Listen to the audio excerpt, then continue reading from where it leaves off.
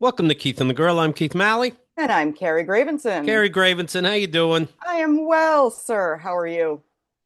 Well, I just played New York Times Wordle Yep. and Connections, and between Zomniac winning Keith and the Girl Poker the other day and this bullshit, I'm in a mood, and I have to talk about Craig versus Keith feedback I got, and these things together. If you don't like a riled up Keith, today might not be the day for you. I understand why Trump hates the bullshit New York Times now. And not to spoil what the word is today, but I will say this. It's a noun, and never in your life have you used this fucking word ever. Hey, I It's dropped true. a this word. Can you Yeah. hand me one? Yes. No, that's not a thing. But also Thank you you. you didn't send me your score. And It's I'm on number 7 somehow. It's no, you're embarrassing to not no, send to that's you. not even in the programming. You have to send when you get the X out of six, you still have to send those. You only send me the Oh, two out of sixes, yeah, and those are then the you good ones to and send. then you brag about how, Yeah. and you could just cheat and go online and get them. So I assume, and you're like, oh, if it was one, it would be too obvious. So I'll just send Carrie all the twos. And then I'm like, man, Keith's so smart. Dirk. That's what I say. Did you ever get Wordle in one? I have gotten Wordle in one time without cheating. I did too, and somebody goes, "Well, two's more impressive. One's luck." And I'm like, "That still feels pretty fucking good." It's yeah, And it sounds like you never did, person I'm talking to. right, right. It goes, but I'm very good at connections, Hmm. because I'm an organizer. So my brain just makes categories instantly. And then once you do a couple, they're little stupid tricks. Yes, I'm better at the And tricks. I'm good at understanding, like, take the first part of a word or the last part of a yes, word, find yes. that one. What I don't like is what is it? Anagram and homophones and it's like, what if these aren't words? Then what's the fucking point? A homophone is a word, Yeah, person that hates telephone calls. But I don't know what this has to do with these fucking words. not homophobe, not Oh, not phonophobe. these words, if they were spelled right, would mean something else. Fuck off. Yes, that's a thing. Yeah, Well, it you know is. what? Yeah, That's it is what a thing, and then look at the shape of the world right now. and look, yeah, exactly. How about we just say Exactly. words the way they should be? Yeah. How about you give puzzle pieces, but you rip half of them up? I I mean that sounds like something Keith would do. Well, I'll tell you. We do have to talk a little bit about your feedback to episode 3925, War Semantics Jones, and the end of Keith and Craig's friendship. And I knew I'd have to talk about this after Craig and his buddy Chris, started writing things on Reddit. That's how you found out, hey, what's going on with your friend Craig, right? Yeah, yes. I am not an avid listener to your show. Who's got the time? I mean, I have all the time. I just choose different. No, I'm Right. just I Well, you I don't want it to ruin our friendship. I listen to sporadic episodes, Sure.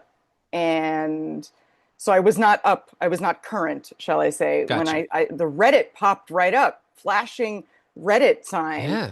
and it said something's up with Craig and Keith. It said, I'm Craig, and Keith doesn't want this smoke. In conclusion, he won't talk about me again. Meanwhile, there's But no in between those two sentences. I thought there was a meaning of the word smoke that I was not familiar with. You thought it was another puzzle. Yeah. And I was like, an anagram of smoke is smirk. Right.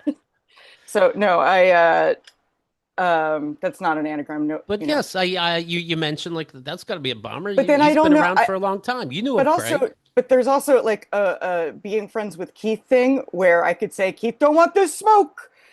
So I didn't, you can't read the tone, right? So I Right. was like, are they People really do say that. feuding, or is this or is he giving you shit the way I give you shit when you're stupid at Right. Wordle? No, Because yeah, I mentioned this on the show the other day. You heard that show, right? This yes. one we're talking about. And I said, like, maybe the audience hears like the way Carrie's describing. Maybe it's like, hey, good morning, fuckface. Hey, shithead. And maybe, somebody goes, well, Craig can't take that, even though it seemed like he took it for 2.5 decades that you guys both did that to each other. Maybe he can't handle it, and he's finally telling you you're a bully. But then you got this guy Chris that wrote another message on Reddit going, and we do the show together, Midnight Across America with Craig, and you know what? I was bullied too, and it's like, okay, Well, how? Right. That was Like, the like smoke. I never talked to this guy this way, to be clear. I don't know what the fuck he's talking about. That was the smoking gun that Yes. something was actually up because Yes. that was paragraphs and paragraphs Yes. of Keith Bad.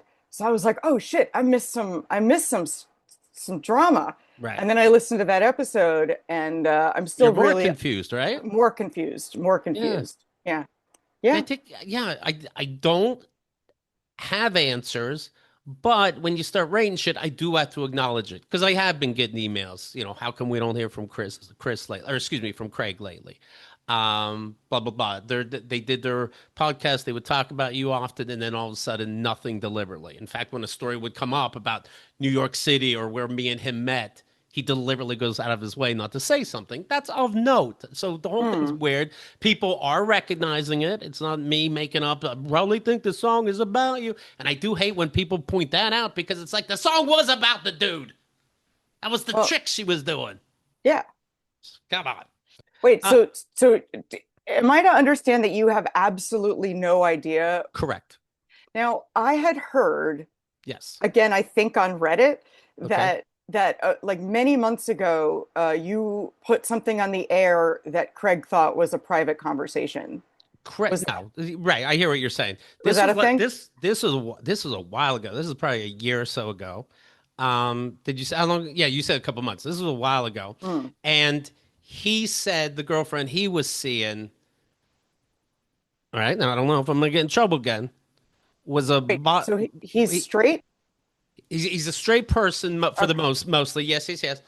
And he said something about his girlfriend, and as we're talking, and, and then it's about like a new relationship that he's in. And then we recorded the show. And I said, hey, I don't see anything wrong with it. I'm going to ask anyway. How about that beginning part of the show when we were just talking about, if you're able to talk about a new relationship, is that okay to put on? And he said, yes, of course. I put it on.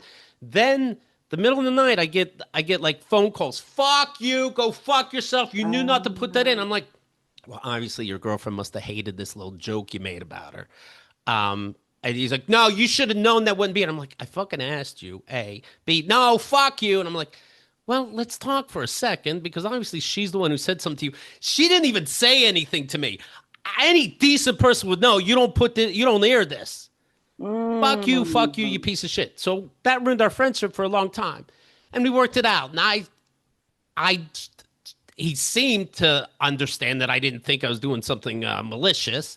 right. I said, hey, I didn't know you for over 20 years. Maybe I didn't have to attack so fast the next day and bring this up, but you wouldn't let me talk to you. It was, oh, fuck yous, even to the next morning. Right. That was very strange. So anyway, it looked like we worked that out again over a year ago. How long between the airing of that episode did you guys work that out? Was it a week, a month?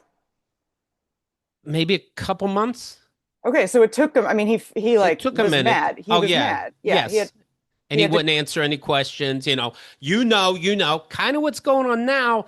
But this is extra strange, happening again. And I promise that there's no way this friendship couldn't be fixed. I know it, and it's so strange that I really don't give a fuck. Where last time I did keep trying to reach out. Well, because I think last time you knew what you had done, and you knew that it was for better or worse a mistake, Right. right? Like, doesn't matter who was to blame, but you knew what had happened, and you knew how to apologize. Yes, right. I'm surprised that it did upset him, but I do under now. But then I did end up understanding Right. what it was that upset him. So that's Yes. something to work with. Yes. Right. And that's how friends, when they fight, that's kind of how Sure. friends fight. You're like, you did something to piss me off. I didn't mean to do anything to piss you off. Well, that doesn't, and then you like each explain your side, give each other a little space, and then Right. come back. I mean, I've had fights with friends, and like that's ideally Right. how that And goes I if you have try. enough history and both of you want to preserve the relationship. Right. And I don't. I'm like, you know what? I don't know what the fuck is going on with Craig. I don't really give a shit now at this point. I did ask at the time. I'm like, I asked him what's wrong. He's going, you know what you did. I didn't know he was so angry that I said, hey, we do our spinoff Diamond Dogs. Let's go on there and fucking air your grievances. It'd be fun. And he did. Like maybe he thought I was being too jokey about it. But my point that I bring that up to say, I've tried many times, many different ways to talk to him, Right. And this and is I this don't is care now. privately. This is not Yeah, calling him out yeah, on Reddit. This is privately. Meanwhile, it's he's right. texting people, being he Right. knows me and him are on the outs. He told me to fuck off. He'll expose me, whatever this means. I don't want this smoke from him. Then he texts me and Rod Morrow together, going, "Hey, isn't this a funny minimum rage story?" And it's like, motherfucker, all you're doing somehow is trying to poke me. And you think because I haven't said anything, I won't say anything to Rod, and then what? I'll just be like, "Oh, this son of a bitch, you got me." Mm. One time I That's mentioned this story. One time he sent me the Steelers lost a big game. I think it was on Christmas, and he sent me a football, and I'm like, "Oh, a football emoji," and I'm like, "Oh, I guess we're talking." And I go, "Hey, the other two people, Mallory and Chris, that do this show with him, I guess we're talking now." And then later, Craig goes, "I know you talk behind my back." I'm like, "What? No, I don't." Then it was the three of them on a group meeting, and Chris goes, "No, then what's this?" And I'm like, "Where it sounds like maybe we're talking again? That's what we're talking about now? What weird hmm. semantics is this? This is bullshit." And go fuck yourselves. Maybe it was a butt dial football emoji. And what a weird coincidence. Yes. Yeah. The Yeah. second the Steelers lost. Okay. All right. Asshole. You fucking weirdo. Here's some feedback from the show yesterday. The world system says, Keith, why do all of your professional and personal relationships end up this way? If you run Oh. into an asshole once, you ran into an asshole. If you run into assholes constantly for the last 20 years, maybe you are the asshole. Oh. I want to know anything about this guy's personal life. Is he with all the people he dated? Is he with every friend he ever had in a couple decades? Anytime there was a falling out on the Keith and Girls show, I said why. So who are you comparing now a Craig Klein to? Pat Dixon, a sexual assaulter who is no longer my friend?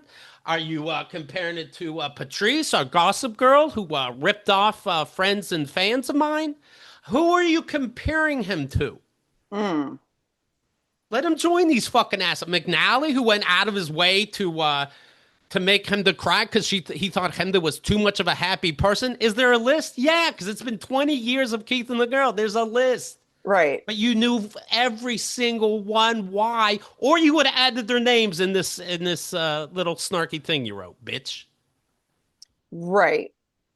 But also there is a Whatever lot of happened to you and your friends with you were friends with Max Darwin? Yes, and Max Darwin went behind my back and tried to rip off sponsors in the name of Keith and the Girl. Yeah, everybody has a fucking wow, reason. we can do that.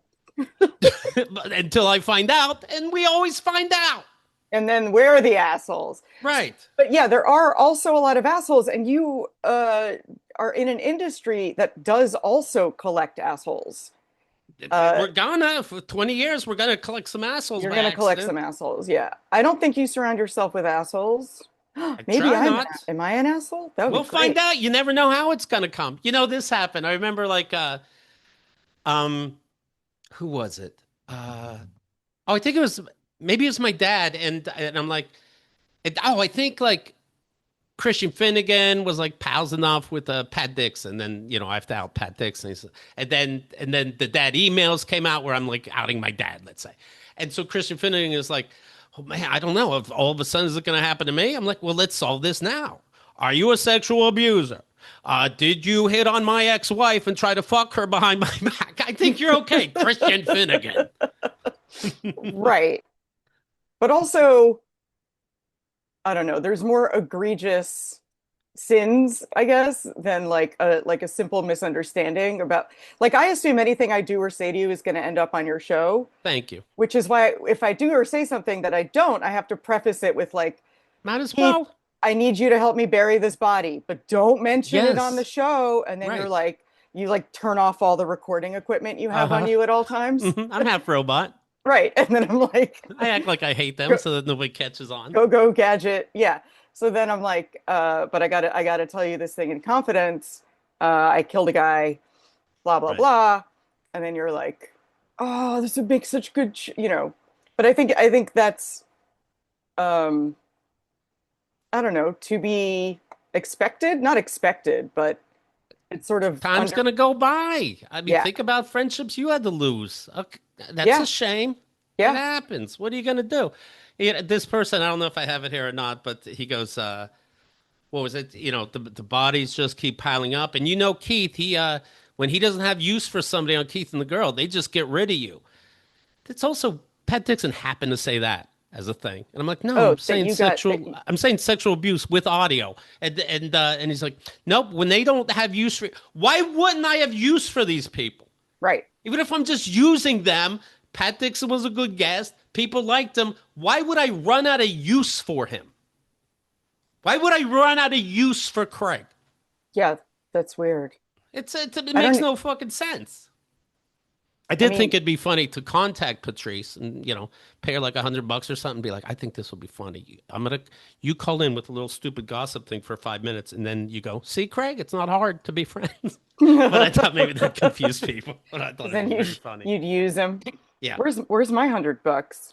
Well, I decided not to do it. All right. Weekly Doubt says, I think it's more likely that some folks just can't handle Keith. I've listened to all 20 years of Keith and the Girl, and Keith is consistently Keith. That's not to say he hasn't grown or changed over the years, but even with those changes, his core values and personality don't seem to have changed. Not all of Keith's relationships have ended with burned bridges, just the ones with folks who thought Keith was someone he wasn't. Hamdi used to tease Craig about his friend Kevin, the Keith that Craig wanted Keith to be. And if you think Oh, about the other handful of folks who are gone from the Keith and Girl world, other than Patrice, that one was just plain bad, you'll see the same pattern. Keith was only useful to them for as long as they got what they wanted from him, their friend Kevin. Once they realized Keith was Keith, they couldn't handle it and blew the whole thing up, making Keith the asshole. It's a real bummer, but it can happen with fragile, superficial relationships. Somebody did ask me, somebody close to me, and said, do you think, like, I don't know, is Craig pulling something like this guy McNally did, where he didn't think we were close enough friends, and he admitted this later also, and goes, so I'm going to be Keith's worst enemy and send weird messages to listeners behind his back about how bad Keith is. He hmm. admitted, and I'm like, you were in my house. How can we be more friends? And how did it offend you that I was closer to other people than you? Hmm. How I didn't see you're a fucking weirdo earlier? I don't know. I didn't. But what the fuck? Oh, the bodies just fall. Well, make a list. Use some names. I did. Hmm. Remember when you demanded to come over to my house? That's true, right? And I I was like, demand people to, and I guess Keith wants to be my friend. this is how I make friends. And you're like, I'm coming over. You're Uh, hosting. this person, I don't think do I have the name here? Yes, Grab My Drumstick says, Hmm. Keith doesn't need this white knighting, but regardless, all his relationships, all of them, he still has regular guests that have been around since year one. People who have worked with the show for over a decade still make regular contributions. All is a dramatic and misleading word. Over the years, I've had friendships fall apart. Some gradually, some dramatically. This is a normal thing. The big difference is I don't have a weekly podcast where I discuss it. The only reason any That's of this seems dramatic is because he discusses it and people can't handle that. that's I think that's very astute. I think that's the thing is that you have a public platform Right. and you have made parts of your personal life public. Right. Not 100% of it, Sure. but I think Believe so it or so not. Yeah. believe it or not, I know. But like if you friendships fade over time. It's a horrible truth of life, but if you live long enough, you're not friends with the same people that you were when you were 7. And that is just a true thing. People come and go. But I think if someone is listening to you for 20 years, they're going to see that friendships fade. I think It's what makes this one weird is that you A, don't know why, and B, that no it's idea. public. And then people are guessing, are they looking for more attention for their new podcast, Midnight Across America, that they want to start some pod war? And it's like, yeah, but everybody knows Chris, everybody knows Craig from Keith and the Girl. You'd only get more listeners normally. What the Right. fuck are you doing? I see who calls But into your also, show. I know who your phone screener is. All these things are related to Keith and the Girl. That's why that doesn't make sense to me. but also, wouldn't you be in on it if I was like, I'm starting a Right. podcast and I want it to fake feud with yours? Like, Yep. the way Taylor Swift and Kanye West feuded once? And then I And, forgot that it was fake and I got angry. right, right. And then To, yeah, or it's like play fighting, and then one of you like hits too hard, and then you're like, hey, right. what the hell? Yeah. Yeah. To the above point, Keith has literally always discussed all the details of his life, for better or Oh yeah. worse.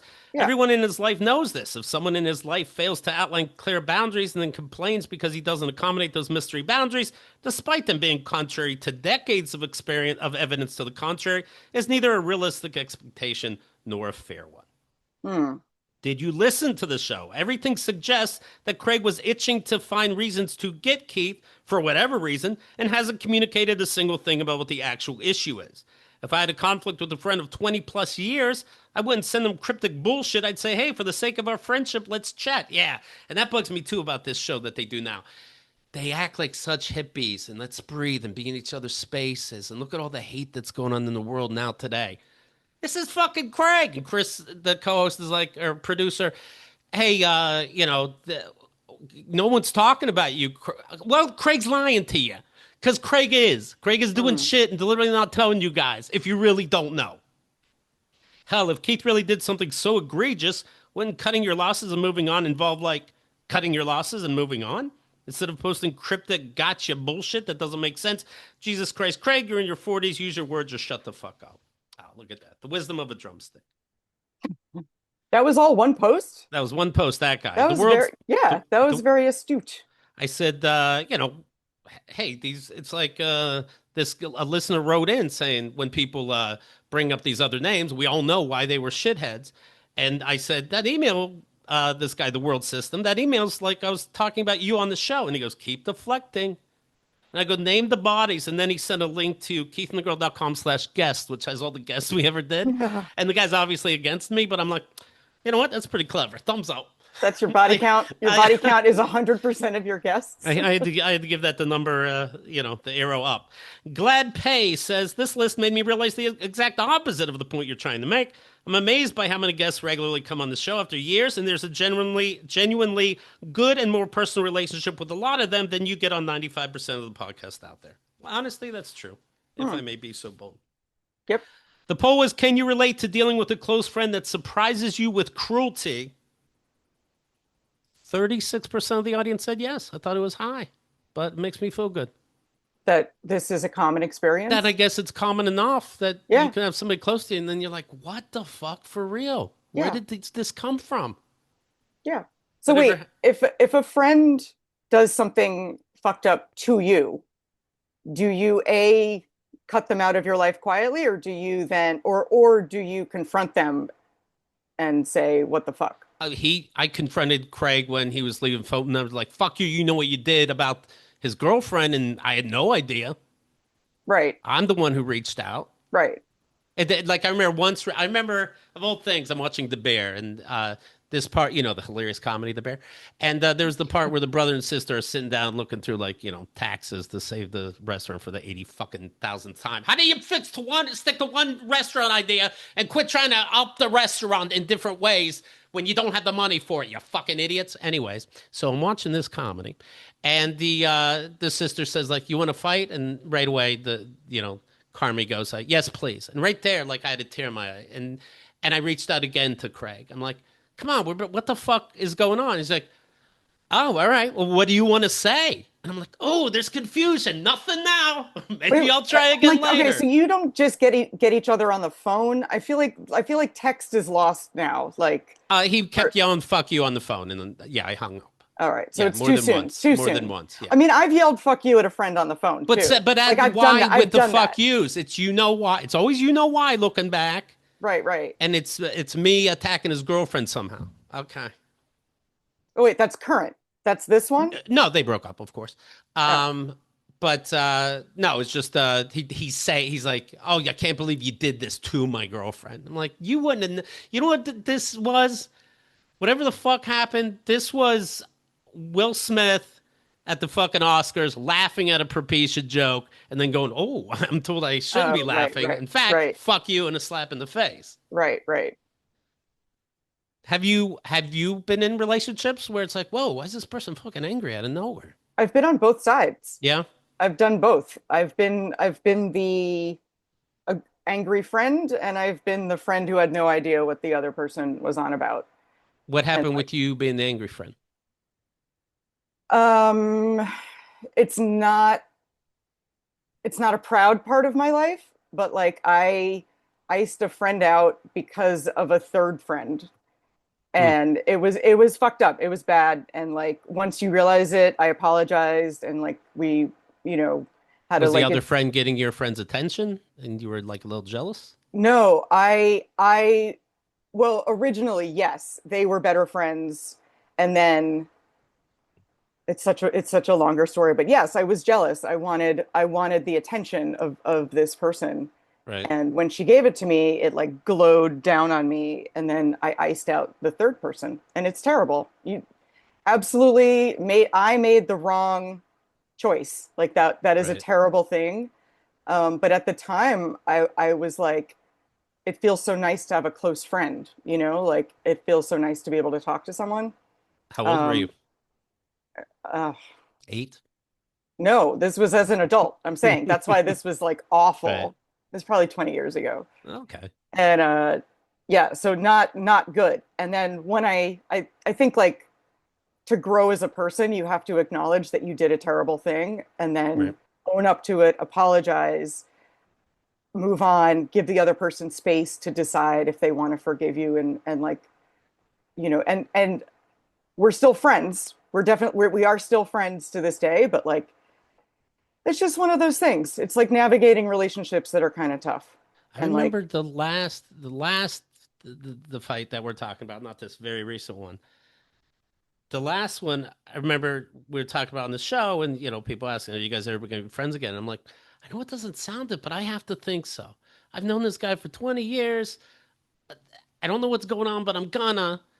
And there's no way this thing where I asked, should I leave this in, but I should have known not to, even though you said yes. So okay, then we'll discuss that, and never again will I post something before it goes. Hey, oh yeah, so I was coming. If that, whatever it takes. I knew you long enough. It's fine. Um, Now there's no way. I think there's yeah, no fucking way. yeah, because it's me. It edges into It repeating itself. me. Yeah, and it's meanness. Yeah, Like it's not like this was a misunderstanding, and as friends we can talk about it because I think that's what you're craving, right? sure. Or I or had was. been, or Yeah, you were, yeah, yeah. or at least closure or the opportunity to apologize. And for that, you need to know Right. what you did wrong. Yes. Yeah. I had an adult friend ice me out, and I had no idea why, and found out like a year later after she had forgiven me, and Oh, then that's and then and nice. then came out, and I was Forgiving you. like, oh, okay, you you know, Fascinating. forgive me for a thing I didn't know I did a year Right. later, and I'm like, no, Right. like Then I'm supposed to like congratulate them and thank them for being so big and strong. right, and I'm like, that just doesn't sound right. But if I'm mad at a friend, it makes me feel shitty. So I Sure. usually wait till I cool off so I don't say something I regret, right? You Right. give yourself a beat and then say, I feel really shitty about the thing you said or did, and I don't like being mad at you. So I want to air this. And The- then ideally your friend will say, fuck you, eat a dick. I didn't do anything right. wrong. No, they say I didn't mean it like that, or let me explain my perspective, etc. They were the three of us, the four of us, the three of them, Mallory, Chris, Craig, and then Mallory ended up dropping out of this group chat. Didn't really say much, but was included in it. But Craig and Chris were saying, we know you talk behind our backs to Craig, and so they can all see this. Craig knows that I talked behind his back to them, and I'm like, okay, we're all here. What was it? You're obviously trying to embarrass me, so just throw it in my face. What is it? One example, it's like, same thing, like, okay, so what weirdness really happened? Nothing happened, because I know I never did that. And also, Right. you would be happy to say it the way I'm fucking egging them on right now. You don't think why wouldn't they say it? Like, all right, he's really pushing it now. Now I Wait, gotta say how he talked behind my back. where I was mean, the if you where was the private chat? private, what do you mean? Like over Over text? text chat, Okay. text message. Interesting. I wonder if they were in the same room. And they're like, see if he'll tell you. I can tell when they're on Zoom together, at least, and Hmm. at the time, and are working on a letter together. Like Chris, for example, would be on the forums writing about something else and be like, let's say Trump even. He's like, this guy's a fucking clown. And then Craig's leaving a message, and you can tell it's not the way he talks. Even the grammar's better. He doesn't have his big spaces for no reason between sentences that he calls art. And I'm like, I don't think this you. And then it's like, you know what, Keith, you're a clown. I'm like, you've never said clown in 25 fucking years. Interesting that the messages are taken a little bit now, and it's things somebody else said. So yeah, they're egging each other on. Who the fuck knows about what? Do they Yeah. think it's a misunderstanding now, but it's too late to go back? You know what I mean? I don't know. Mm. But your friend Craig's being a bitch and doing shit behind your back if you really think nobody's been talking about you. Am I I mean, lying? what on a scale of 1 to 10, hearing someone say something behind your back, how much does that bother you? I mean, I mean, if it's real, I guess it'd bother me. I'd be it would like, what the fuck? But it would what? absolutely depend on what it was, Right. right? Like I talk behind your back all the time, Well, sure. but it's always like Keith is so cool. Yeah.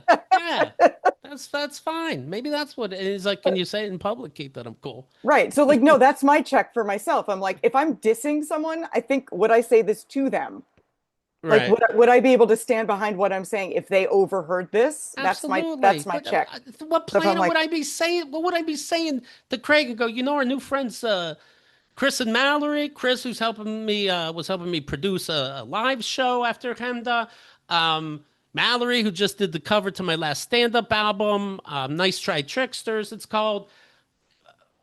What do you? What am I saying? Fuck them, Craig.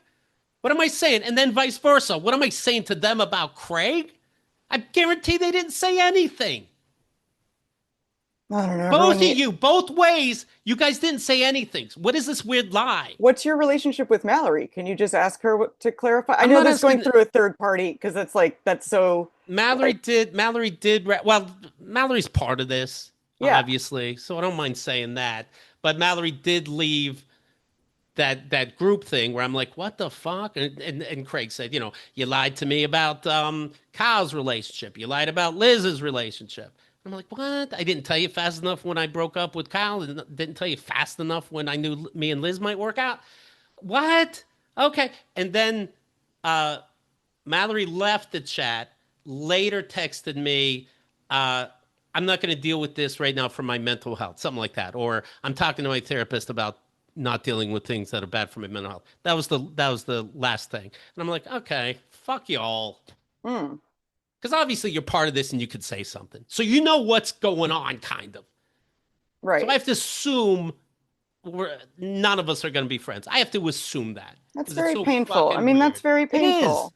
It sucks. I'm sorry. But he's I'm sorry making it you're going through he's that. making it easier though. So that's good. Yeah, but it's public. Yeah.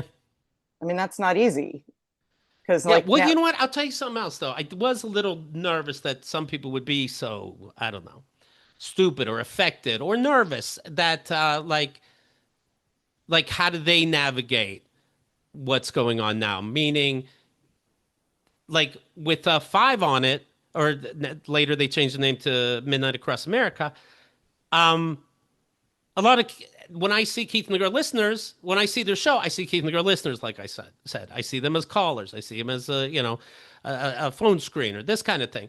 And I'm like, I like them. Are they gonna be like, oh, it's so weird and upset? And then we had poker the other night. Then I saw everybody, and in a chat room we talked, and nobody seemed too bothered. I'm like, you know what? Good. That feels good because right, it means I'm not sounding like I'm fucking insane and I must know something, and right, that they right. know that because they feel like they know me. That feels very good. Good. Yes. I think that would feel good. It's a Quit gaslighting everybody. Oh my God. By the way, let me get into, I feel like this goes into MAGA and Jeffrey Epstein shit. Have you ever heard this? This is making the rounds now. This is from 2007.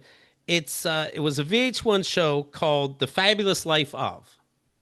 And this specific show episode was The Fabulous Life of Billion-Dollar Wall Street Ballers, and they talk about Jeffrey Epstein and how loaded he was. It's a ripoff of Lifestyles of the Rich and Famous. In fact, Sure. the guy narrating it kind of sounds like Robin Leach. It's not, but kind of Yeah. sounds like him. All right, check this out. Financier Jeffrey Epstein. Jeff was a high school math teacher until he traded his blackboard for the big board in 1976, Oh my God. eventually launching his own exclusive finance firm for billionaire clients. It's like they don't know what he did either, right? We Right. now know it's probably Nobody money knows. laundering, but they don't know what he does. He traded in his blackboard for the, what the hell does that mean? Right. And I don't like right away. So he was a teacher of some kind, which I don't care It for. said math teacher, didn't it? Did it? Financier Jeffrey Epstein. Jeff was a high school math Okay. teacher until he traded his blackboard for the big board in 1976, Okay. eventually launching his own exclusive finance firm for billionaire clients. But he just couldn't keep out of the classroom. So when he was shopping for a new house, he bought himself an entire schoolhouse and transformed it into the largest single residence in all of Manhattan at a whopping 51,000 square feet. That's a place that you must have seen on TV. That's right by Central Park. Yeah, the townhouse. Yeah. The school costs about $20 million, and he's dropped $10 million just renovating it. It has incredible bells and whistles, closed circuit televisions, a heated sidewalk out front, so the snow melts. But only one man truly rules the Wall Street skies. Because for former school teacher turned billionaire Jeffrey Epstein, one private plane won't do. He's got a small fleet. A Gulfstream 4, a Cessna, and a Boeing 727 with, of course, an in-flight trading room. He has a Boeing 727. I'm just wondering now, what do you need a commercial-sized airliner for? Believe us, it comes in handy when you've got powerful friends to fly around. Okay. When All Bill right. Clinton organized a week-long tour of Africa in 2002, Jeff gave him a ride in his personal 727. He took actors Kevin Spacey and Chris Tucker along for the trip. Oh, Now, shit. for former President Clinton, it was a chance to investigate the problems of AIDS in Africa, and for Epstein, it was a chance to hang out with some of his big shot friends. Jet-setting with Bill, all in a day's work. All in a day's work for this pervert. Unless they were like, how don't you know something's up after you start putting all this together just for a fun, stupid? When did when did that come out? That was in the early 2007. 2007. Oh, It's still like, oh, the school, the plane, the jet setting, and I'd like to think that they put it together for the cops to look into, right. Like they had the TV show YOU, Yeah. and one of the seasons, the bad guy was Chris D'Elia and the comic. And in the show, he was a comic who drugged and raped underage kids. I like to think the director went, hey, I'm not into law, but I got an idea. Right. I know something that the people don't know about you. I'm thinking you'd be perfect for this role. Yeah. And then maybe people look into it. Yeah. No, nobody looked into it. Everyone was just jelly. That was it. Just like, I wish I had 3 planes. Right. What am I doing wrong in my life? So this used to be a schoolhouse. I like to keep It up, used to be a schoolhouse, but now it has self-melting sidewalks. Like that was I right. don't know, the closed circuit TVs and sidewalks that melt the snow. This is the latest about Trump being asked about Epstein. And so it was, of course, he never met Epstein. Here's 80 pictures of Epstein. He goes, hey, there's been 2 other weddings where Epstein wasn't even part of, guys. So get off my fucking back. Yeah. Here's Trump just recently admitting, yeah, he knew Epstein, but he doesn't like Epstein, even though, they have letters and he signed a book Right. that That's said, like you're when- the fucking greatest, Epstein. I'm Trump. Like when people ask me about you, Right. I'm like, yeah, I know him. But I don't So he goes, yeah. So he goes, okay, well, if you got all these pictures, yeah, I know him, but I don't like him. And the reason I don't like him is because he tried to take some workers of mine and make them work for Epstein. And you don't do that. What's that word called? Poach.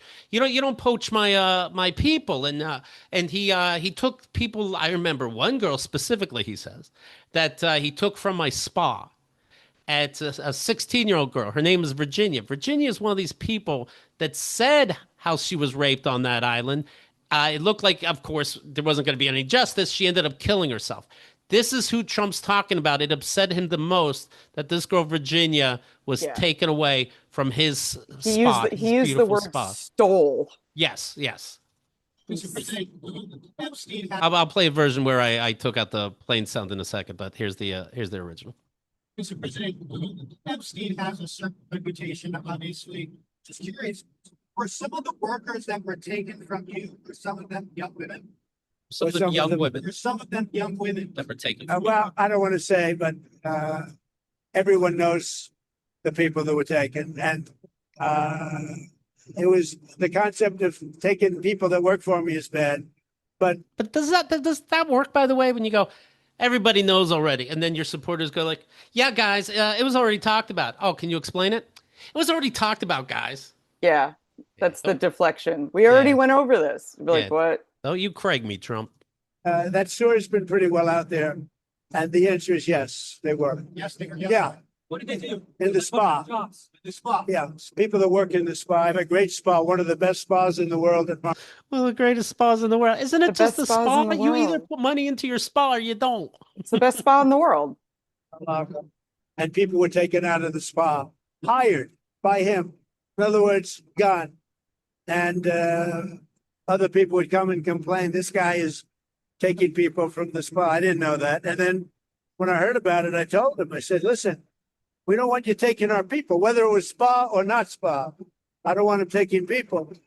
And he was fine. And then not too long after that, he did it again. And I said, out of here. Get out of here. Did one of those stolen, persons that include Virginia Jeffrey? I don't know. I think she worked at the spa. Yeah. I think so. I think that was one of the people. Yeah. You don't know about Virginia at all, but then, you know what? Now that I think about it, I recognize the name Virginia. Yeah. One of the people. Yeah. He stole her. He stole her. And by the way, she had no complaints about us, as you know. That in there. Yeah, she never complained about us. You do remember? Everyone knows that. Okay. Yeah, right. It was him. No. Oh, yeah. So it sounds like you do know who he's talking about. Right.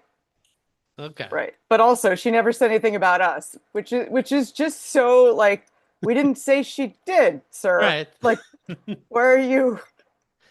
Where are you? She loves me. You might be able to talk to her now. Oh, you can't. Oh, you can't talk to her now, but she said I was really cool. And she said I never raped her. She did say that. Like, wow. Mikola says Trump having thousands of employees worldwide and somehow knowing the name of one 16-year-old girl at a spa and being angry enough about her specifically being poached by Jeffrey Epstein to say he cut ties with him for it is surely very normal. It absolutely means nothing. I like that what they do because the social media has been around for so long now that people show somebody's, latest grievance. Yeah. And then show how they said the opposite in the past. Yes. But that's also not why they had a falling out. They had a falling out over real estate. Right. Like it was financial. They had a financial falling out, not a moral, you can't steal people falling out. President Trump wrote in 2013, presidents should not be telling the Washington Redskins to change their name. Our country has far bigger problems. Focus on them, not nonsense. Cut to today, where he's going, hey, we gotta change it back to Redskins, by the way. Yeah. The Washington whatevers, he writes, should immediately change their name back to the Washington Redskins football team. He doesn't understand why these maggots can't let the Epstein child fucking go. He's like, you guys are such idiots, and you fall for everything. You didn't have a problem with my rape case being lost and I had to pay tens of millions of dollars. You didn't complain about my 34 felonies when it came to money. Why is this a thing? All right, Redskins? Yeah, no, it's deflection. Remember when he was mad at Obama for golfing? Yes. How great is that in hindsight? Be like, he golfs too much. But I can I'll make sure they put real. This is true. I'll make sure they put real sugar in the Coke. It'll be like that Mexican Coke, and people are like, no, we want to know about these Epstein files and you being there, fucking kids. I don't see why this isn't Why distracting you're you. like, look at, there's a squirrel wearing a hat. It's a really cute thing. Everybody look at the squirrel wearing a hat. He's got to be upset, right? He's got to be confused. I'm confused why this is a thing when the other things weren't a thing. Is he Because confused also? This was the thing that if you're a conspiracy theorist, so like this is the one thing that's like uniting the country is that we all want to get to the bottom of this. Right. You know, half the people because we know there's something they're not telling us and it's shady, and the other half because we know there's something they're not telling us and it's shady. But you were worried, but nobody was nervous about the civil rape trial that you lost about raping somebody. Half the country was worried about that. You know what I mean? Like this is the only thing that brings people together. It's very exciting. It's starting to add up. Right. Donald Trump wrote, my statement on the Washington Redskins has totally blown up, guys. If you think it hasn't, it has, okay? We all care about that, and no one cares about Epstein. But only in a very positive way. I may put a restriction on them if they don't change the name back to the original Washington Redskins and get rid of the ridiculous moniker Washington Commanders. Well, he's just upset. He's like, I'm the only commander, goddammit. He's going to give them tariffs. I won't make a deal for them to build a stadium in Washington. The team would be much more valuable, and the deal would be much more exciting for everyone. Cleveland should do the same with the Cleveland Indians. The owner of the Cleveland baseball team, Matt Dolan, who is very political, has lost 3 elections in a row because of that ridiculous name change. What he doesn't understand is that if he changed the name back to the Cleveland Indians, he might actually win an election. Indians are being treated very unfairly. No joke. Make Indians great again. MAGA. Oh no! Yeah. Did he say make Yes. Indians great again? MIGA, yeah. He can do it with almost anything. He's pretty good. Oh geez, look. Oh my God. MAGA, he can do it with health. He's pretty on top of it. Oh, make Indians great again. Oh. But I mean, I can't even. If you were Indian from India, Right. or if you were Native American, I'm offended on both of those behalves. Sure, yeah. But I also want those two groups to weigh in on how stupid that is. They should come out like together, like 2 people at like some awards show. It's like when people shout at Native Americans, "Go back to your country." Yes. And like the brain exploding emoji cannot. The brain exploding emoji where half these people are from Congress. The attorneys for Ghislaine Maxwell, who says, hey, why am I in jail since there's nothing, right? And the government's like, well, you calm down. We know there's something. And she's like, is there? Of course, in the alternative, says Ms. Maxwell's lawyers, Ms. Maxwell were to receive clemency. She would be willing and eager to testify openly and honestly in public. Well, yeah, that might happen, right? Yes, you have clemency, and guess what? Not too much information. The end. Right. She'd be willing and eager to testify openly and honestly in public before Congress in Washington, D.C. She welcomes the opportunity to share the truth and to dispel the many misconceptions and misstatements. What's the misconception? That you fuck kids? And misstatements that have been plagued this case from the very beginning. Nothing's going to happen. Nothing's going to happen. Julie writes, perhaps Trump knows something. Now listen to this. This is about... Now Trump, maybe for deflection, is saying he more likely than not will give a pardon to Diddy. Oh my God. And this person says, just a random person, perhaps Trump knows something. Perhaps Diddy was being framed for all the fall guy for pedo Hollywood? Face? Not saying he's a saint. No, you're not saying that.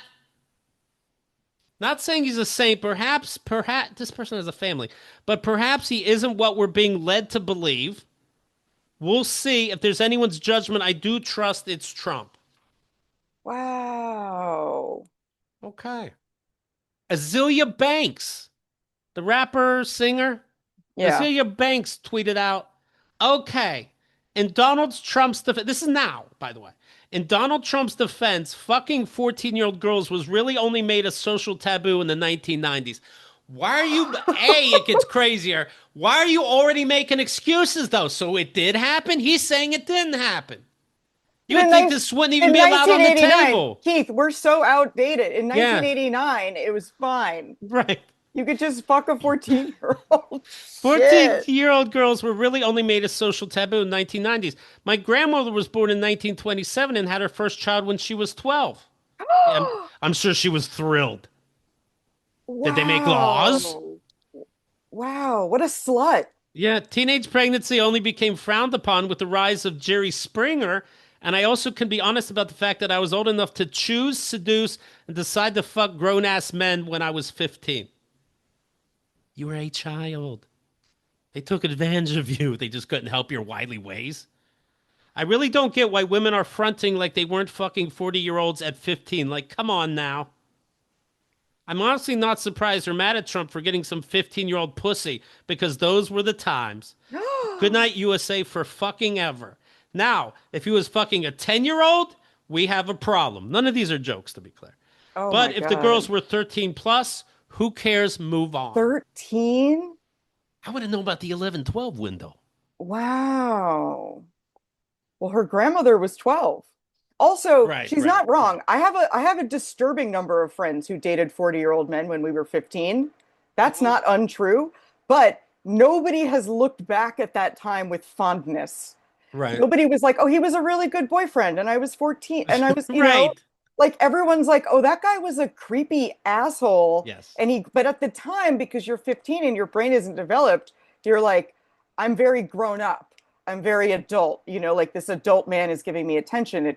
But no, everybody in hindsight agrees that that is a very fucked up situation, Yes. which is why we really go out of our way to not let that happen now. Right. Because Let me see what this is. I might have played this before, but I see it on my laptop and on my computer screen. Usually I get rid of these. 1 second. Let's hear this again. People to move on, but I'm curious, why do you think your supporters in particular have been so interested in the Epstein story and so upset about how it's been handled? Why do you think that is? Why they would be so interested? He's dead for a long time. He was never a big factor in terms of life. I don't It understand. was never a big factor in life. I don't understand why everybody cares. Meanwhile, like you said, that's like one of the things he was running on. We're gonna find specifically the story behind. Surprised he didn't fucking blame kids. the media. I thought he would say the media keeps him interested. Wait. Oh, does he get there? What the interest and what the fascination is? I really don't. That the critical information's been given. Don't forget, we went through years of the Mueller witch hunt and all of the different things. The Steele dossier, which was all fake. All that information was fake. But I don't understand why the Jeffrey Epstein case would be of interest to Everything he talks about, people are in prison for. Right. It's pretty boring stuff. It's sordid, but it's boring. And It's sordid. It's Sordid, but it's boring. sexually and illicitly shocking, but it's boring. But it's boring. stuff. It's sordid, but it's boring. And I don't understand why it keeps going. I think, well, it's really only pretty bad people, including fake news, want to keep something like that going. Fake news. But personal information, let them give it. Anything that's credible, I would say let them have it. Wow. If it's credible, say let them have it. Meanwhile, you were told you are mentioned Please multiple let me- times in these files. One time described my life as sordid and boring. Right. I lead a very sordid, boring life. Jay Leno criticizes late night hosts for getting political. Jay Leno says, quote, "I don't think anybody wants to hear a lecture. Why shoot for just half an audience? Why not try to get the whole? I like to bring people into the big picture. I don't understand why you would alienate one particular group or just don't do it at all." Because these hosts, for better or worse, have integrity, you sellout bitch. Never mind you and all your Monica Lewinsky jokes. Okay. Do you like cars? Yeah. The fuck No, out. Jay, I give a shit what Jay Leno thinks, honestly. Right. But yeah, nobody beats a joke into the ground like Jay Leno. I and never like, even liked when he would do his jaywalking segment that was popular. He goes on the streets and he asks questions. He acts like everybody knows, and they don't know. He goes and he laughs at them like, "You're stupid." He's like, "Potassium on the periodic table. What is that?" And then he goes. Then he says to the audience before he asks people, he goes, "We all know it's K, right? So they're K. Everybody knows that. We all know that." Then he goes, "Hey, stranger, what letter is it?" And like, I don't know. P-O? Poo? That's what you think, potassium. I'm like, you motherfucker, go fuck yourself. Never liked yeah. it. No. No, That's how I feel. back in the day, it was Leno versus Letterman, and I always camp Letterman. Of course. In hindsight, neither of them were. Nah, Letterman was still better. I They stand made by you that. have to pick, so. Yeah, they made you have to pick. It's like cats and dogs. Trump wrote, networks aren't allowed to be political pawns for the Democratic Party. It has become so outrageous that, in my opinion, their licenses could and should be revoked.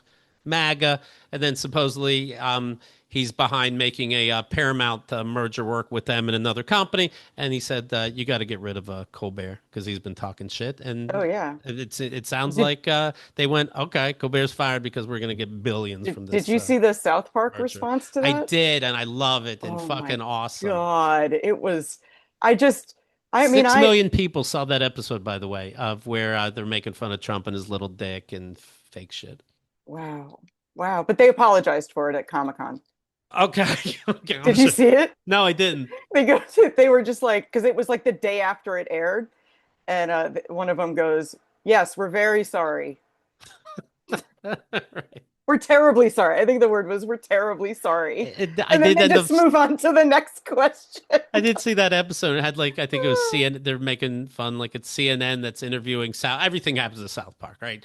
Satan visits South Park. Jesus visits 60 South Park. minutes. 60 Minutes is now afraid to interview. 60 Minutes, and they go, Yeah, hey, let's yeah. interview what's going on over here, which I don't understand what these guys are complaining about. Trump's great. And they're all Yeah. sweating. Yeah. Oh, so good. Every minute of that episode was just. Trump floored. Trump put out a meme trying to distract us now with Obama, saying Obama lied about an election being rigged. And so he's putting out memes where, AI is making Obama look like he's getting arrested in the White House. Some idiots really are falling for it. And then Trump put out a meme where in the O.J. Simpson's white Bronco is the face of Obama, and police cars are behind him. And in one car is the face of Donald Trump smugly smiling like he does. And in another one next to him in a police car is J.D. Vance. This is what Trump put out. So they're Right. going to arrest this motherfucker. And then you see people writing like, that's the OJ truck. This guy's fucking hilarious. Like, you must be fun at a party. But anyway, Wow. the J.D. Vance face happens to be the meme fat face that's making the rounds, making fun of J.D. Vance, where we're like, we don't know why, but fuck him. That's what he put out. J.D. Vance is going to be like, God damn it, man. Ah, that's so great. What the fuck? Poor J.D. Vance. Lauren Boebert's son Tyler is charged with child abuse. Oh, I didn't know when you started taking pictures with assault rifles for Christmas cards with your family and your little kids. I didn't know that would might end up violent. Oh, well.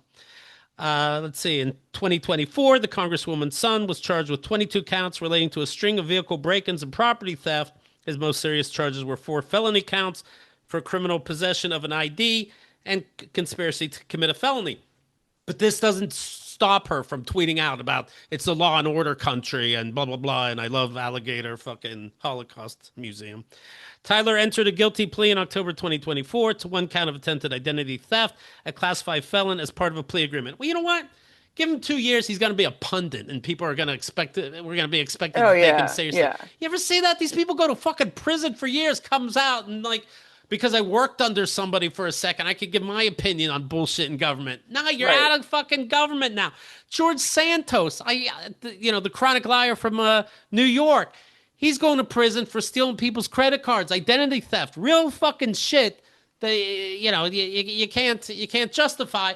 But I see him until he's in prison on social media, being all smug and being like, "Let me tell you what's wrong with this country." It's like, Yeah, how I'm a can you political. talk? He's a political prisoner, man. It Yes. was all political. It was politics. Because look, just saying hi. I'm at dinner with my besties, and I can't help. I rate them. I'm like, whose credit card did you use? Mm-hmm. Let's see. More gun shootings, but you know that. Who cares? I enjoyed this point.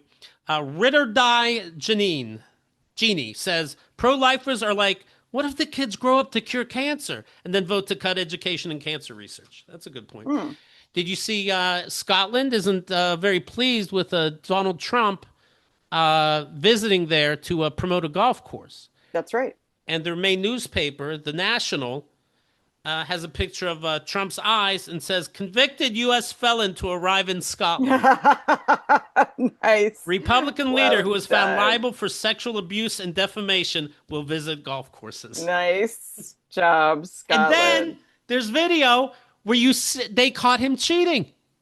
At golf. He paid for and I've seen multiple things like this of him cheating in golf, but this one is recent in Scotland, and his caddy drops a ball in front of him so he can use that ball instead of the one that's all fucked up and gone. I'm sure there's a logical explanation that we have not thought of about the nuances of. Let me tell you about golf. my great granddad when he was in a country club. Right. Look at that squirrel with the funny hat. Right. By the way, U.S. taxpayers, you paid $10 million for that transatlantic flight. But okay, he's trying to defund shit. Johnny Loveless says, "Hey, Dems, cry more. I lost 93, and this isn't a joke. I lost 93% of my 401k fund, and will gladly lose the other 9% if it means making America great again. I stand with Trump." Is it because, speaking of Christian Finnegan, he brought up this point, and I agree with it, that because we have social media, people did, even if you're not necessarily famous, you did put your opinion up, and now you have to stick with that opinion no matter how fucking crazy you're going to look. Yeah. Because you're going to look like a flip-flopper fuddy-duddy. Yeah, you can't learn and grow. Right. Right. You got to dig in. Whatever your opinion is, it doesn't even matter if you change your mind about, I don't know, avocados. Right. You have to dig into whatever you said first. Right. J.D. Vance wrote, this is back in 2021, "Remember when we learned that our wealthiest and most powerful people were connected to a guy who ran a literal child sex trafficking ring, and then the guy died mysteriously in jail, and now we just don't want to talk about it?" Well, the past is good, but sometimes I guess it's keeping people from changing. Let's see. Tim Pool, big right-wing Republican, back in, let's see, this was February of this year. Pam Bondi just said the Epstein list is on her desk. Release the list and expose the criminals. So that's in February. It's now the end of July, and he writes, "Absolutely insane that Democrats actually voted to have the U.S. government publish child porn. What the fuck is even going on anymore?" What? Wait, what? I don't know. I didn't vote for that.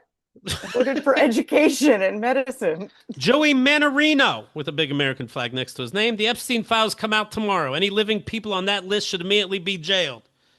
Joey, just yesterday, being in the Epstein files does not mean you're a pedophile. Okay. All right. You know. And then so Trump says, I don't need your support then if you think this Epstein files is a big deal. And these MAGAs are getting upset about it because, these are the guys, if you tell them you're human garbage, they walk around in garbage bags. They don't like you're deplorable. Well, I'll show you deplorable. I will vote for the asshole. I'm like, okay, child, that'll teach a lesson. So They don't like being told that they're getting something wrong. "I accept your terms, Mr. President," says this guy named Victor. "You don't want my support. It won't be given. I'm out." So, all right, you got some people switching. That's good. Evan, "I'm a loyal Trump supporter since 2016. I lost a job, friendships, even smeared online, doxxed, and pressed charges on people who stalked and harassed me for supporting him." Well, I'm going to look into it a little bit. You know what I mean? If Trump doesn't want my support because I care about the Epstein files, then I'm done. Bye. Wow. Trisha, "He just called supporters like me stupid who have spent 10 years standing with him through thick and thin." By the way, why thick and thin? Were you against that shit? This is what he has to say. Well, maybe he is right because I feel pretty dumb for standing with him for all these years, and I won't be doing it again. Are these verified accounts? I feel like. Well, you can get a check mark for $1 now. So, yeah, but that's confusing. I see. Yeah. Trump says the patriotic blonde, Trump says he no longer wants the support, end quote, of those of us who still care about the Epstein files. Mr. POTUS, "I worked with your 2018 presidential campaign. I've supported you financially throughout for all three of your presidential campaigns.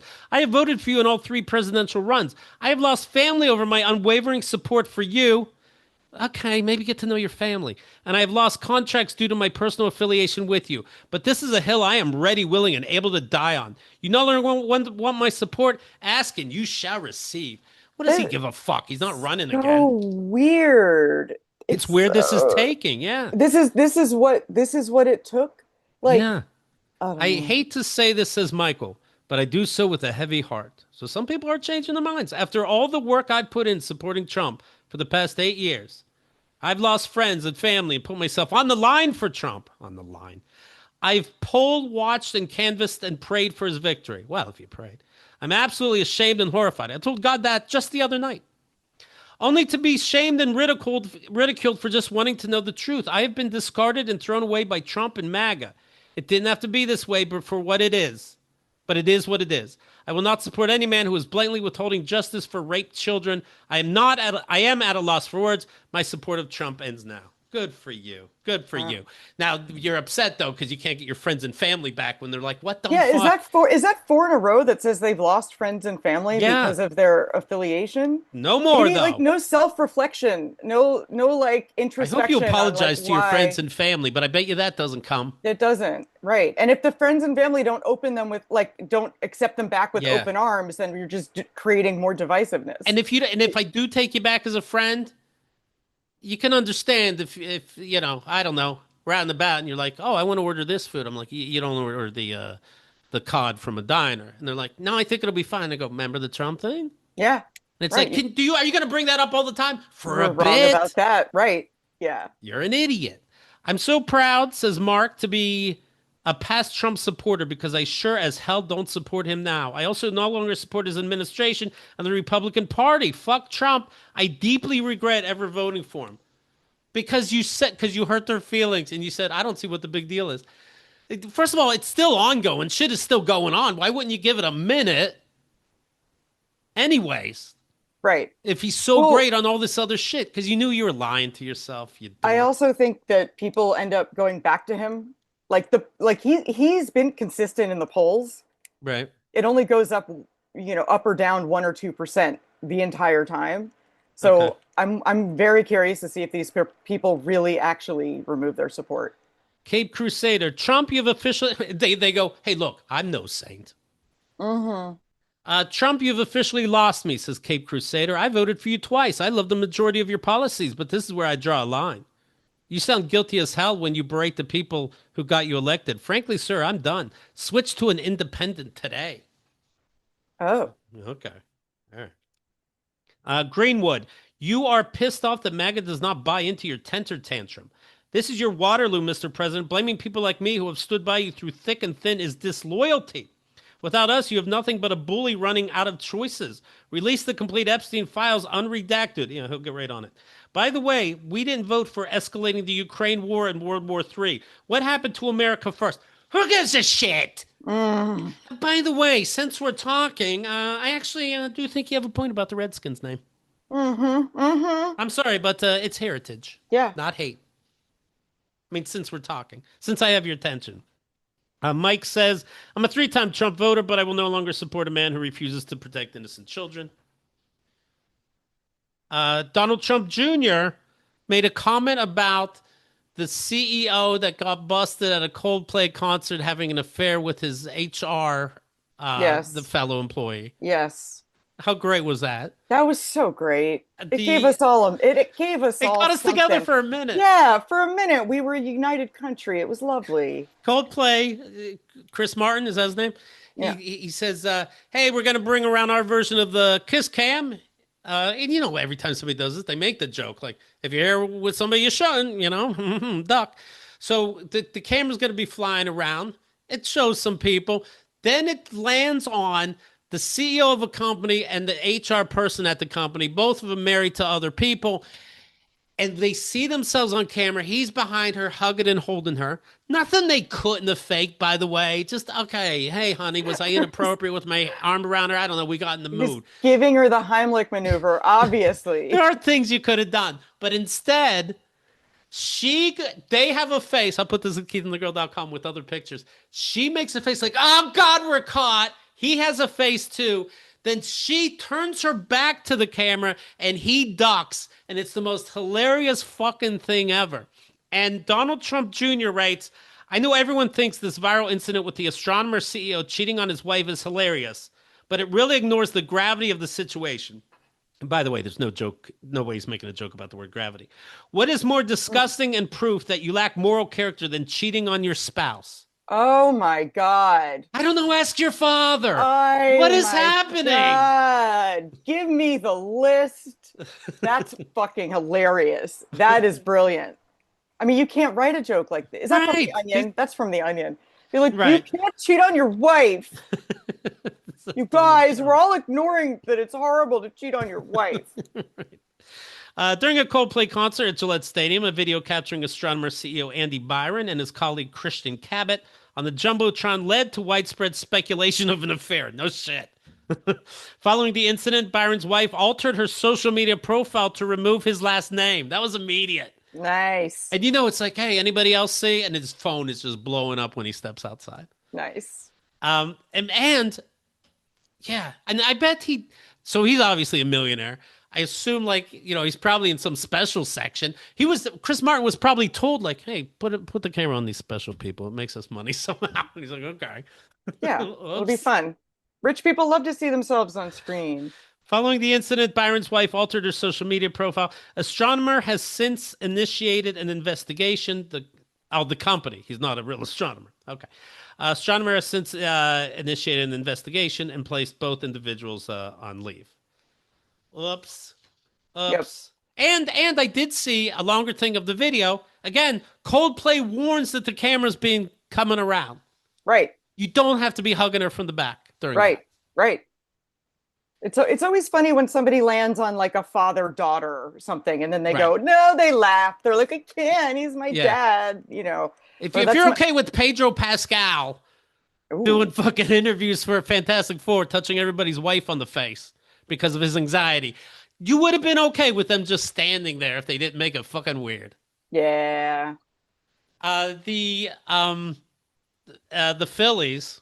They have the Philly Fanatics, the guy with the big honker nose, Yep. the mascot, and there's also a female version of that character, that furry. So they were doing their version of the Kiss Cam. They did the takeoff of it. And it shows the two of them watching with his arm, around her like the real people did. And then she turns her head around and he ducks these mascots. And she even does the look back. To see if the camera's still those eyes don't move, the face doesn't move, and it was perfect. It's so perfect. The takeoffs are more funny. I mean, we came together as a nation. Yes. Yeah. So. And then the little clip that went viral about the Philly Fanatics doing that is then it cut to regular fans, and one guy's kissing his wife on the kiss cam and holds up a sign that says, "This is my wife." That's great because that guy's cheating. Right. And then you see the other memes, and one is J.D. Vance getting caught with his arms around a couch cushion. Well, I saw the Trump with Epstein holding him from behind. Right. Yeah, there was that one. Yeah, just romantic. Just good stuff. Adorable. His daughter, Chloe X Aubert, you can find on OnlyFans. Started doing OnlyFans after the dad got caught cheating. She's like, you know what? You don't tell me what the fuck to do ever. Capitalize. Yeah. Good for her. Make that money. Hey, speaking of hotness, you hear what's going on with the great Sydney Sweeney? Oh, she's hot. She's very hot. She's still hot. Got good genes, I heard. She has good genes. She did an ad for American Eagle ad campaign, and people are saying that it's Nazi-like. Yeah. So I whacked off to it, and it seemed all right to me. Mm-hmm. But then I actually heard the commercial, and I see what people are complaining about, and I'll play it for you. But it is funny when I just see people being like, that's the Dems going crazy. How is this a thing that has to do with white power? And I'm like, you're not even curious if there's more. Like I didn't go, oh, this chick's wearing old jean material. This must be white power. Like there must be more, right? I thought it was just a print ad. No, there's a TV ad. or a video anyway. But yeah, and is she like, do you hate black people like I do? Does it it's start the like white that? sale. Right. White people are better. Am I right? Republicans against Trump, right? The backlash to Sydney Sweeney's American Eagle ad campaign is just insane. My God, you can like the ad or not, but there's nothing racist about it. And then you see how people are racist, they show a picture of Beyonce in an old jeans outfit. and then a picture of Sydney Sweeney in an all jeans outfit, both of them tits out, looking good. And it's like, oh, but people didn't have a problem with Beyonce, but they have a problem with Sydney Sweeney. Interesting. And it's like, I can just tell you're racist with your. And then, of course, you click on that on their whoever wrote that, and it's American flag and a whole bunch of racist shit. But yes, I will play the video for you. John wrote, I don't know if American Eagle's campaign exposed American Eagle's racism, but it sure as hell has exposed America's one more time. I agree. Anyway, this is the American Eagle ad. The camera is panning like from the feet up to Sydney Sweeney's face. And then she giggles at what's being said. Okay. Genes are passed down from parents to offspring, often determining traits like hair color, personality, and even eye color. My genes are blue. Sydney Sweeney, Osbourne Keynes. Wow. It's weird, right? It is fucking weird. It's fucking weird. Not just dumb. Definitely weird. Weird. If somebody showed that, I'd be like, what? And I guess they're just saying she's hot. She has good genes, but we're selling jeans. But man, you're really spelling out the white. My jeans are blue. No, you're talking about your hot blue eyes. It's a little fucking strange and weird. It's a little weird, especially with the climate. It's a little fucking weird. Right. It's tone deaf. Easily. But yeah. One more time. She's been in the horror movie Immaculate and Madam Web. Neither of those made fucking sense. So maybe she's like, I don't know. Nothing makes sense to me. Might as well just do it. Yeah. Well, she didn't write it.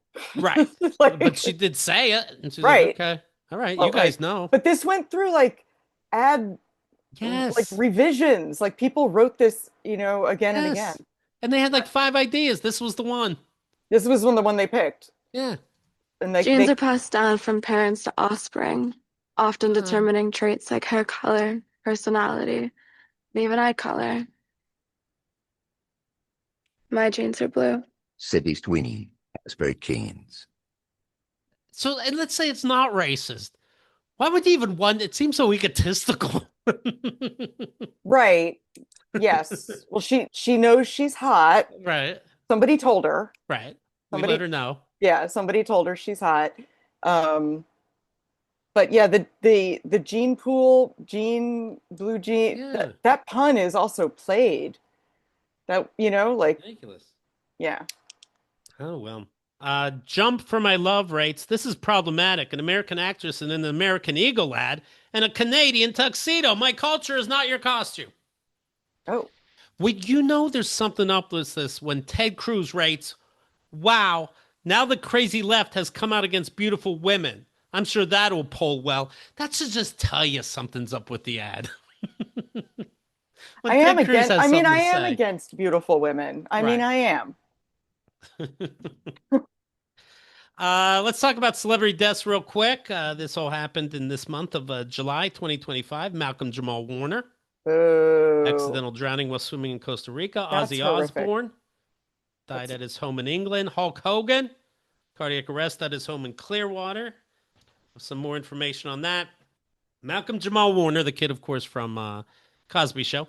Emmy-nominated actor and Grammy-winning musician Malcolm-Jamal Warner died in a drowning accident in Costa Rica. He was 54. Awful. The New Jersey native was in his early teens when he shot to stardom playing Theo Huxtable on the hit NBC sitcom The Cosby Show. The show was a touchstone for many in Generation X, while Bill Cosby did a lot of illicit touching in the form of rape. Whoa. Let's see here. It was a humorous depiction of family life, only the family was middle class and black, something that never had been shown on TV before. They weren't middle class. He was a doctor. The mom was a lawyer. Yeah, they were upper class. They were fucking loaded. Over the next 3 decades, Warner acted in dozens of TV shows, including Malcolm and Eddie, Jeremiah, Community, The Resident, 911. He won a Grammy for Best Traditional R&B Performance in 2015 with the Robert Glasper experiment to the song Jesus Children, and received a Grammy nomination in 2023 for Best Spoken Word Poetry Album last year. Best Poetry Album. Last year, Warner launched the podcast Not All Hood to explore the diverse experiences of the black community. Bill Cosby made a statement. Oh, no. Who gives a fuck? Oh, no. Hey, rapist of up to 100 people? What are your thoughts, though, of this tragedy? We can separate the two. Oh my God. Bill Cosby said that when he learned of the death of Malcolm-Jamal Warner, who played his son on The Cosby Show, he spoke with Felicia Rashad, who played the mother. Yeah, she always defended him, too. We were embracing each other over the phone about a dearly beloved friend. Malcolm was always embracing relationships with everybody he worked with, Cosby said. Who gives a shit what he has to say? The person that tried to save Malcolm-Jamal Warner's life says, I was there. I was about 200 meters from the incident. I was spending the day on vacation with my partner. He happened to be a doctor. There were very few people on the beach. The sea was rough. After he heard some commotion and several cries for help, the doctor quickly rushed over to see the chaotic scene. Quote, I ran to the area and entered the sea with my surfboard, heading into the rip current toward the person being pointed at to by beachgoers. After a few minutes, I saw a shadow, dove down, and pulled the person out. Once the doctor managed to get to the shore, he noticed another bystander who had helped rescue the actor lying on the sand while struggling to catch his breath. He was pulled out from underwater without vital signs, and despite CPR maneuvers that were performed on the beach, resuscitation was unsuccessful. That's so awful. Yeah. Then Ozzy Osbourne passes away. Now, don't get me wrong. Sharon's going to get one more show out of him, but that's a bummer. I was a big Ozzy fan. Yeah. I saw him maybe like 30 years ago now in, I believe, Johnstown, Pennsylvania. And he was great, but you still saw the MS signs. And I don't know if he was public about it, but something was going on. And he's moving real slowly, and he would do this jump to get the crowd excited. And it's an excitable crowd. The opener was Danzig, for example. Yeah. And so Ozzy would try to do this jump, but he'd be standing, reach down for propulsion, then throw his arms up and jump up like 2 inches, and then catch himself again on the floor with his hands, and then stand up regular. But then when he sang, unless they were piping something in a way I couldn't tell, it was perfect. Yeah. So strange. Yeah. I'm glad he got that one last show. Yeah, that's some timing. That just happened. I know. Obviously. I know. Yeah. It's sad, but it's not completely and totally unexpected. Sure. You know? I wonder if like she knew somehow. Maybe the doctors did know, and she's like, "Okay, real final tour now." In fact, we're bringing back Black Sabbath for a couple songs because this is the end. Hulk Hogan passed away, and the WWE put out something online saying the Hulk Hogan Legacy Collection is ready. They distance themselves so much from Hulk Hogan, but now it's like, you know what? What are we gonna do? Not be fake now? You might remember Brooke Hogan was dating a black guy some years ago, and Hulk got caught on tape saying, "I'd rather you were gonna fuck if you're gonna fuck some N-word. I'd rather have her marry a 8-foot tall N-word worth $100 million like a basketball player. I guess we're all a little racist, fucking N-word." Oh, okay, all right, yeah, okay. Then he starts. Then his son crashed a car drunk. And he was driving with his friend, and the friend ended up, like real mental brain damage. Like this guy's fucked up to this day. And then Hulk Hogan goes, that time goes by, Hulk Hogan goes, you know what? I'm going to sell American beer for Americans. We can all agree to, sells it on Fox News, of course. But it's like, okay, just interesting that your son admits to a drinking problem. And what do you need the money for? I mean, I'm sure you're a mess and you do, but yeah. What the fuck? The whole thing's weird. A few months ago, Brooke Hogan had to make a public statement about going no contract with both of her parents. She didn't go into a lot of detail, but she alleged physical, mental, and verbal abuse from childhood to even as an adult. Yeah, I believe it, of course. And there's some Hulk Hogan family members that are saying, now's not the time to be disrespectful and call him a racist. When is a good time? Oh my God. And by the way, we are a week out by now, so I think now's okay to say. Yeah, you got a week. Yeah. Okay. Now remember, he's a racist piece of fucking. I mean, we're still calling Epstein a rapist when the day he died. We were calling him. I mean, I tried to wait. You waited. You waited a week. It's now the time to bring. It's now the time. We can't bring it up. When should I bring up gun violence? When kids are being shot in the face? Does that really seem appropriate? Now's the time for mourning. Yes. Don't bring it up. He died from a cardiac arrest. Other people are saying he forgot to take his vitamins, pray, and then he asked his son for a ride. Holy shit. The pythons turned on him is another guess. Mm. He died from a delayed reaction from the Warrior Press 30 years ago. Donald Trump wrote about Hulk Hogan. So this should tell you Hulk Hogan's a piece of shit. We lost a great friend today, the Hulkster. Hulk Hogan was MAGA all the way. Strong, tough, never cared about kid fucking. Strong, tough. Sir, you should leave that out. He understood what being a real MAGA was about. He never gave a fuck about Epstein. He was strong, he was tough, he was smart, but with the biggest heart. He was smart, but also, you would think this wouldn't go together, but he had the biggest heart. He gave an absolutely electrifying speech at the Republican National Convention where he yelled. He ripped off. He yelled, it's, what does he say? It's Hulkamania. He said, MAGA mania. Let that run wild on you, and ripped your shirt off. What and he an ripped off electrifying his speech. He ripped off his own nipples. He gave an absolutely electric speech. That was one of the highlights of the entire week. He entertained fans from all over the world, and the cultural impact he had was massive. To his wife, Sky, and family, we give our warmest, best wishes and love. Hulk Hogan will be greatly missed. Better known as Terry Bollea, Hulk Hogan died at 71. He was widely recognized as the biggest wrestling star of all time and helped WWE become the behemoth that he is today. I remember that. I remember Hulk Hogan. Of course I do. Yeah. Were you a fan in the 80s? I was. He would they start beating up on him and it looks like it's over, right? Right. And then he puts his hands up and he gets the power. Right, of the crowd. He gets the power of the crowd. Right. Yeah. We can egg him on. And so the other wrestlers, they're not gentlemen because they don't wait a minute to have a fair fight. They'll take chairs and chainsaws and beat him over the head as he's feeling the power. Yeah. Doesn't affect him at all. He can't feel it. He stands and then just looks you right in the eye and goes, nope. And then boom, it's fucking over. And then he would slam the other person. You know who else gets power from audience love? Tinkerbell. That's right. And both wear whatever the fuck they're wearing. Tinkerbell also rips off her clothes to beat the shit out of someone. The city of Clearwater, Florida said in a statement that police and fire personnel were dispatched to Balea's home. Balea was treated by fire and rescue crews when they arrived and was transported to Morton Plant Hospital, where he was pronounced dead. I would wonder if he was faking. He's really selling this. No, we didn't give him enough applause. Police said in the news conference that there were no signs of suspicious activity in his death. An investigation, though, is ongoing. There was a steel chair and a crowbar under his bed. Oh no! See if his name is in the Epstein files. I've seen those matches, and when they pull a chair that was hidden under the ring, I wonder if somebody that cleans up the area gets in trouble. Like, Johnson, you said you put everything away. Oh, they opened the doors too fast. I just shoved shit under there. His decision to leave the then World Wrestling Federation for the World Championship Wrestling, WCW, in the mid-90s sent shockwaves around the wrestling world. Yeah, it was okay.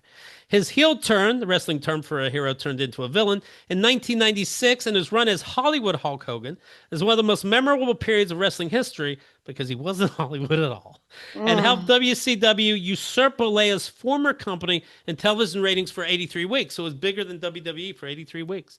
His time in WCW would eventually turn sour. Now listen to this. This is like MAGAs. So they can take Hulk Hogan feeling the power, standing up, and then be able to beat you up. Nothing hurts him during those moments. In the WCW, he created the finger poke of doom. And people thought it was too much. It's a moment that exposed professional wrestling's predetermined nature to a level not seen before. That incident in which wrestler Kevin Nash flopped on his back after being poked by Hogan, allowing the evil Hollywood Hogan to once again become the champion, sent the company into a period of crisis that turned off fans so much that WWE was able to eventually buy its competition for a relative pittance. Oh, no. You can't call us stupid. Yeah. We could totally see that wasn't real. Hogan eventually returned to the WWE as a full-time performer. People are fine with Kill Bill and how she got out of that, casket. The five finger. Yeah. Yeah. But this was too much. Hogan eventually returned to the WWE as a full-time performer in the early 2000s, having a celebrated match with Dwayne "The Rock" Johnson at WrestleMania, whatever the fuck. There's too many letters. In which I already did my New York Times shit. In which two of wrestling's biggest ever stars created a cauldron of noise at the Toronto's Who Gives a Shit. The Hulkster would then spend a few more years with WWE before moving over to its competition once again, signing with Total Nonstop Action, or TNA. Get it? Hey, we're not saying that. We're just saying TNA. TNA. No, it just stands for Total Nonstop Action. All right, that's what all. Yeah, no. Wow, liberals. His time with TNA would not be nearly as celebrated as other wrestling stars would be featured, blah, blah, blah. The WWE Hall of Famer would return to the company once more of WWE until he was caught on tape making racial slurs in a video that surfaced in 2015, a moment that tarnished his legacy among scores of wrestling fans and wrestlers. At the time, WWE ended its contract and removed many mentions. Wow, remember back in the day when you used to have repercussions for being a giant racist? Right. Remember those days? I remember in the Bible they said if you cross-pollinate, they stone you. So I'm sorry, but times have just changed and people can't keep up. Yeah. It used to kill your career if you were caught on tape being a giant douche. I like Vince McMahon's probably a rapist, and he's like, I don't know, man, this Hulk is too much for our image. Hogan would apologize for his comments, which were recorded in an unauthorized sex tape, according to the Inquirer, and included the N-word in reference to the dating life of his daughter, Brooke. Oh, yeah. He said it to a woman he was fucking in an unauthorized sex tape. Why are you bringing up your fucking daughter? Yeah. Why are you bringing up your daughter's boyfriend? You're bringing up during the sex act? During the sex act. What? And that's the story where his friend, Bubba the Love Sponge, a radio DJ, said, hey, you want to fuck my wife? I'm into weird shit. Hulk Hogan goes, yeah. Then Bubba videotapes that, sells it to Gawker, if you remember them. They're no longer in business. And I remember why Gawker died. And Hulk Hogan sued them to the point of no more business. No more. 8 years ago, I used offensive language during a conversation, he said, while he was trying to get laid. It was unacceptable to me to have used that offensive language. There's no excuse for it, and I apologize for having done it.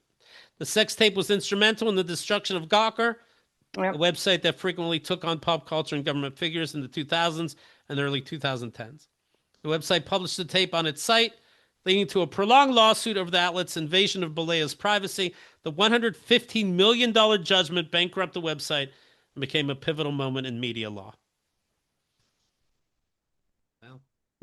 Yeah, it was a cautionary tale. He reportedly apologized to the WWE locker room for using slurs many wrestlers never forgave him. His reception at future appearances in the company, he returned to an on-air capacity in 2019 and would make sporadic appearances until his death, received mixed reactions, and he was sometimes outright booed by the crowds. His death comes a little more than a month before the first event by his new wrestling company, Real American Freestyle. He has Real American beer. He is a real American. Fights for the right of every man, except ends. That company seeks to provide a bigger platform for traditional wrestling, the kind one would see in the Olympics rather than WWE's version. Yeah, I'm sure that'd be thrilling, real wrestling. And was set to host its initial event on August 30th. Does it say what color his blue jeans are? You know. If you know, you know. If you're curious, the last picture of Hulk Hogan, it's him on social media, and he's at the Alligator Auschwitz camp holding an American flag in front of all the caged detainees. Wow. Piece of shit to the fucking end. Good show. Wow. Yeah, we're going to miss him. What a piece of dog shit. Yeah. All right. Now, let's cover what we covered. All right? Let's just go over it. Here's a lot. I didn't know there's going to be a quiz. Yeah. Let's see here. We talked about Keith and Craig feedback and the list of dead bodies that I think I explained, except for this one that I have no fucking clue. The secret sex tape. Anyway, keep an eye on Midnight Across America, and you can find out when their next show is. What the fuck is happening? MAGA versus Trump, the Epstein files. I don't know why people care all of a sudden, but it's good to see. It makes no sense to me. It makes more sense than like saving healthcare. Right. Right. You know what I mean? Or like why education is so fucked. Coldplay's Kiss Cam versus Illicit Affairs. What do you do when you go home that day? Do you go home that day?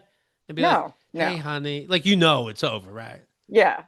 Uh, Do you call like, hey, I yeah, can't. Did you see my twin at the game? At the show? you blame the spouse. If you had given me enough attention, I wouldn't have Right. cheated, huh? With Huh? HR of all people. Yeah, yeah. She didn't I mean, explain the rules to me. She's fired, honey. right, right. She sexually harassed me. Sydney Sweeney has great racial genes. One more time, real quick. Genes are passed down from parents to offspring, often determining traits like hair color, personality, and even eye color. My genes are blue. Sydney Sweeney has very Sweet. genes. I wear my jeans the right way. It's too sexy. I don't understand. How about simpler times when you had Brooke Shields as a 14-year-old wearing the jeans? Whatever happened to those days? Yeah, yeah. Of course, we talked about Michael-Jamal Warner. That is what a 54 on vacation.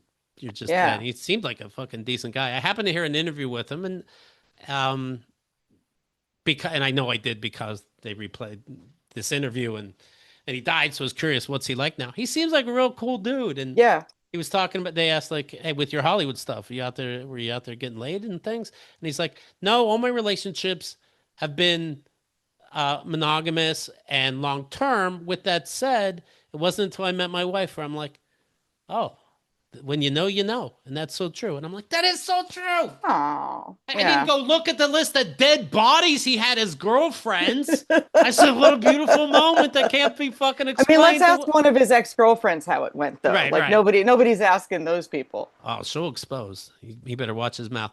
Ozzy Osbourne, rest in peace. I went back and heard his songs. And so he's so good. And Hulk Hogan, I hope you're getting butt fucked by the devil in hell.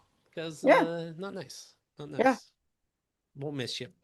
Anything else the audience should know? Thank you so much for your time. Thank you for letting me bitch, personal or otherwise. I appreciate it. You're welcome. And thanks for being my friend while it lasts. We'll see. We'll see how it goes. Yeah. And you'll see it coming until I'm done using you. Right. And then you'll pay me.